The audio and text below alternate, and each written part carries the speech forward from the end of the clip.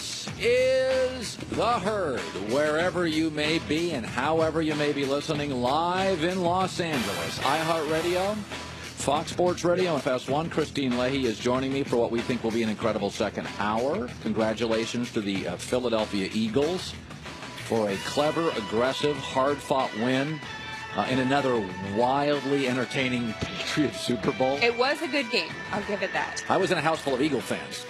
Why would you invite Eagles fans over to your house? You must have been saying not so nice things about Tom Brady. And I know you don't like that. Yeah, my wife, whatever. Your wife has a lot of Eagles fans? Well, my wife just invited a bunch of people who hate New England, unfortunately. That's interesting. Yeah, it is interesting. What are you guys doing tonight? Really loved me, she wouldn't do that. Anyway, what was I saying? Well, I mean, tonight, are you hanging out with her? Or? Yes, I am. Listen, we had a great party. So, all right, here we do it. I think this is our final one of the year.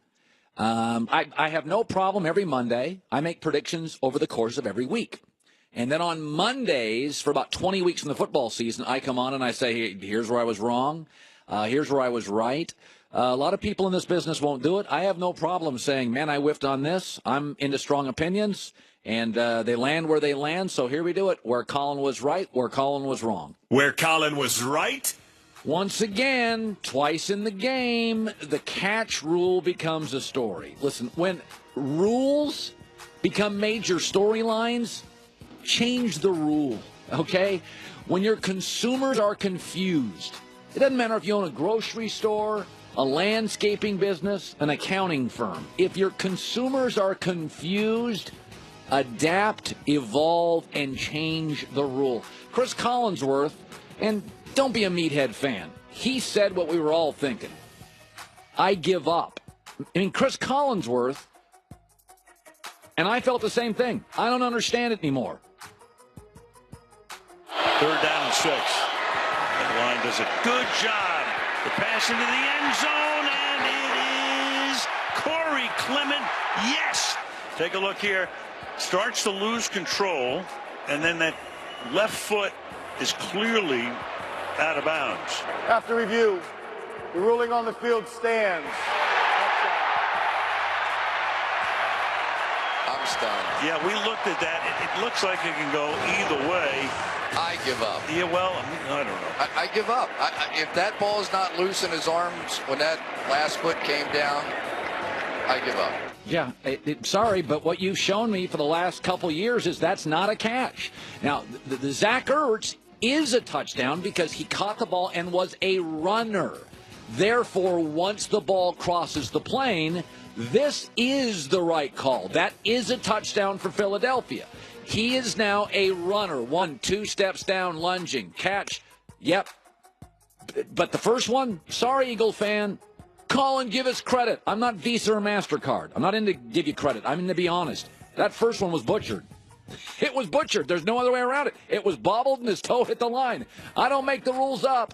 The NFL does, and they continue to be too confusing to me, the consumer.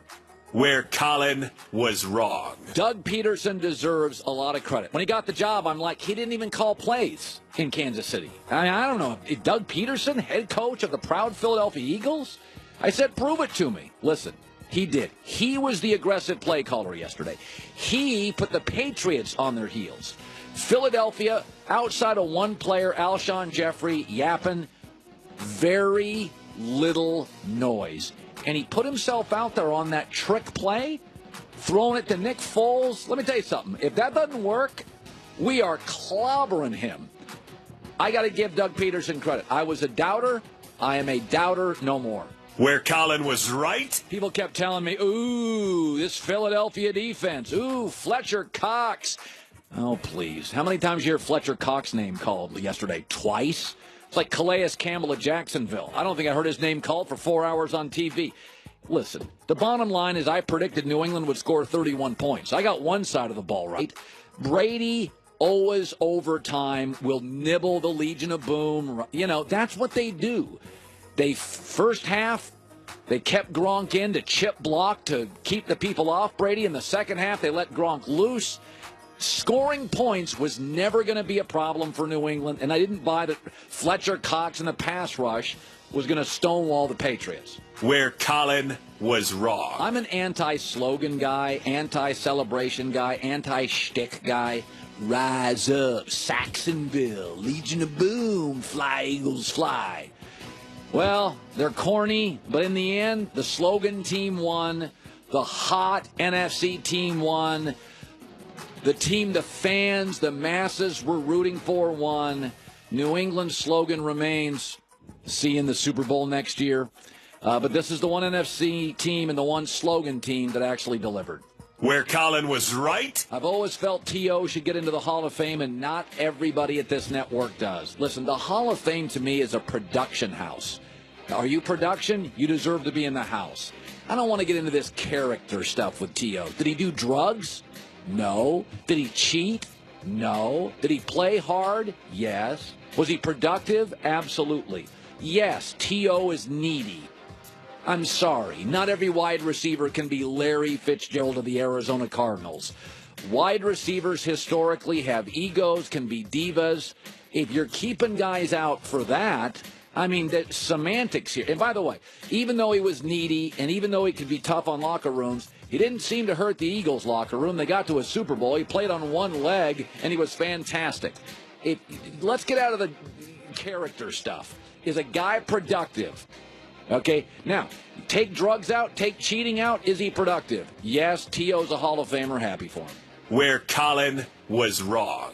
There was one punt all day. I'm not going to lie to you.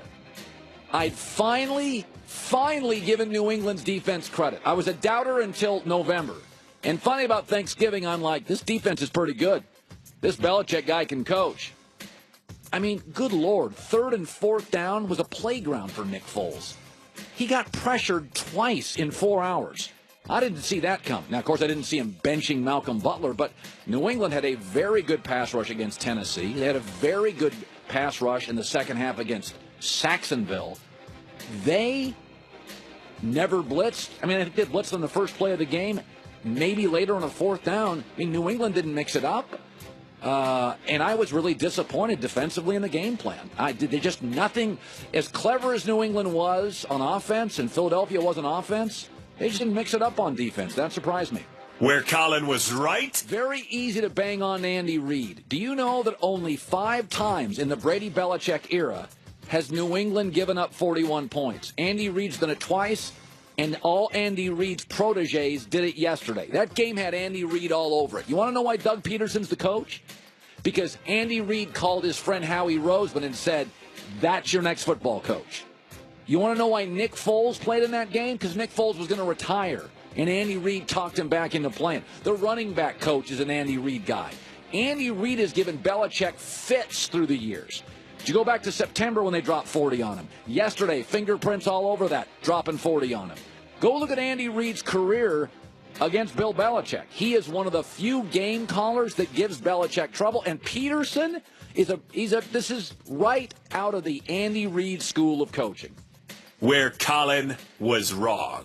My favorite prop bet yesterday was bet Gronk under 75 yards. Well, he ended up with 15 targets, 2 touchdowns, and 116 yards. My belief was, first of all, he was in concussion protocol until about 5-6 days ago. So how deep into the playbook would Gronk be? Second, would he be in great shape? He took like 9 days off. Third is Eagles have Malcolm Jenkins, who's top 3 or 4 safety or better in the NFL. I just did not. And also, I thought they would have to keep Gronk in a little bit more, which they did in the first half on chip blocking, to give Brady more time to throw to his backs, who are good receivers, and the several wide receivers. So Gronk ended up having a massive second half. Hope he doesn't retire because he's a lot of fun to watch. Where Colin was right.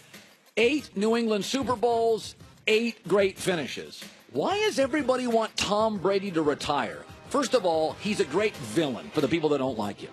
You can put a face to him. He's the supermodel wife, the great-looking guy. He's a great villain. Secondly, he delivers incredible Super Bowls. I mean, there's been I think it's 20 or 21 Super Bowls have ended on one possession, and I think New England's got 8 of them. And third is they give us just enough controversy to be interesting. The rating yesterday was very good. 110 million people watched it. I don't know why you're rushing Tom Brady out. There's about 7 quarterbacks I never want to see again in the NFL. Brady, I'd take him every February 2nd. Where Colin was wrong. I predicted Danny Amendola wouldn't do much. Why? Because this is what New England does. Amendola had a monster AFC championship fourth quarter against Jacksonville, and I said, here's what New England's going to do. They're not going to throw to him because New England always does that. You know, this is protocol for New England. Whoever was great last week, we're not going to. Amendola was a monster yesterday. 8 catches, 152 yards, their number one target. Now, some of that is because Brandon Cooks got hurt in the second quarter and Danny became bigger. But you got to give a lot of credit to Danny Amendola, who is a banged-up guy, who has been in this league a long time, who's a heck of a football player. I did not think he would have that kind of afternoon and evening. Danny Amendola was absolutely fantastic yesterday. Coming up next, have you noticed a trend in Super Bowls? The team that has this is losing 75% of the time. That is coming up next. Every business, to start, you need an idea. But ideas peter out if you don't have the people. Like, where are they going to go? They fizzle out. You need people. That's where ZipRecruiter comes in. They have smart matching technology. You're looking for people. ZipRecruiter invites quality applicants to come to their website. 80% of employers who post a job on ZipRecruiter get a quality candidate through their site in one day due to their matching technology. They spotlight the strongest applications you receive. You never miss the great hire. The right candidates are out there. ZipRecruiter, faster than any other service, connects you to. Big, small, doesn't matter. Right now, my listeners can try ZipRecruiter for nothing, free. Go to ZipRecruiter.com/herd. The smartest way to hire is ZipRecruiter. ZipRecruiter.com/HERD. Damian Brown fights